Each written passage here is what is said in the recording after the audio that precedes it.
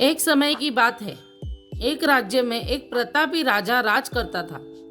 एक दिन उसके दरबार में एक विदेशी आदमी आया और उसने राजा को एक सुंदर पत्थर उपहार के स्वरूप में दिया। राजा वह पत्थर देख बहुत प्रसन्न हुआ।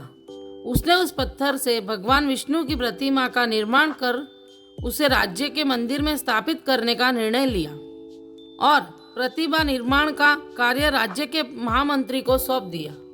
महामंत्री ने गांव के सर्वश्रेष्ठ मूर्तिकार के पास गया और उसने वह पत्थर देते हुए कहा, महाराज मंदिर में भगवान विष्णु की प्रतिमा स्थापित करना चाहते हैं। 7 दिवस के भीतर इस पत्थर से भगवान विष्णु की प्रतिमा तैयार कर राजमहल पहुंचा देना। इसके लिए तुम्हें 50 स्वर्ण मुद्राएं दी जाएगी। 50 स्वर्ण मुद्राओं की बात सुनकर मूर्तिकार खुश हो गया और महामंत्री के जाने के उपरांत प्रतिमा का निर्माण कार्य प्रारंभ करने के लिए अपने औजार में से उसने एक हथौड़ा लिया और पत्थर तोड़ने के लिए उस पर हथौड़े से वार करने लगा, किंतु पत्थर जस का तस रहा।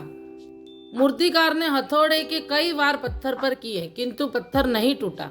50 बार प्रयास करने के उपरांत मूर्तिकार ने अंतिम बार प्रयास करने के उद्देश्य से हथौड़ा उठाया, किंतु वह सोचकर हथौड़े पर प्रहार करने के पूर्व ही उसने हाथ खींच लिया कि जब 50 बार वार करने से यह पत्थर नहीं टूटा तो अब क्या टूटेगा। वह पत्थर लेकर वापस महामंत्री के पास गया और उसने ये कहकर वापस कर दिया कि इस पत्थर को तोड़ना नामुमकिन है, इसीलिए इससे भगवान विष्णु की प्रतिमा नहीं बन सकती।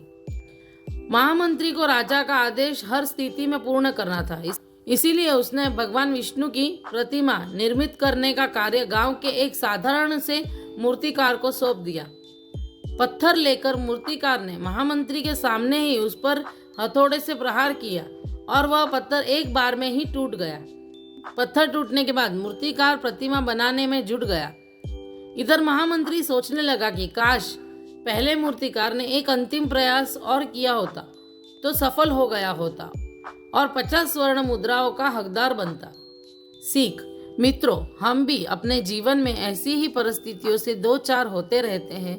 कई बार किसी कार्य को करने के पूर्व या किसी समस्या के सामने आने पर उसका निराकरण करने के पूर्व ही हमारा आत्मविश्वास डगमगा जाता है और हम प्रयास किए बिना ही हार मान लेते हैं। कई बार हम 1-2 प्रयास में असफलता मिलने पर आगे प्रयास करना छोड़ देते हैं, जबकि हो सकता है कि कुछ प्रयास और करने पर कार्य पूर्ण हो जाए या समस्या का समाधान हो जाए। यदि जीवन में सफलता प्राप्त करनी है तो बार बार असफल होने पर भी तब तक प्रयास करना नहीं छोड़ना चाहिए जब तक कि सफलता नहीं मिल जाती। क्या पता जिस प्रयास को करने के पूर्व हम हाथ खींच लेते हैं वही हमारा अंतिम प्रयास हो और उससे हमें कामयाबी प्राप्त हो। ऐसी ही रोचक कहानियां सुनने के लिए पेज को सब्सक्राइब करें, वीडियो को लाइक करें, शेयर करें।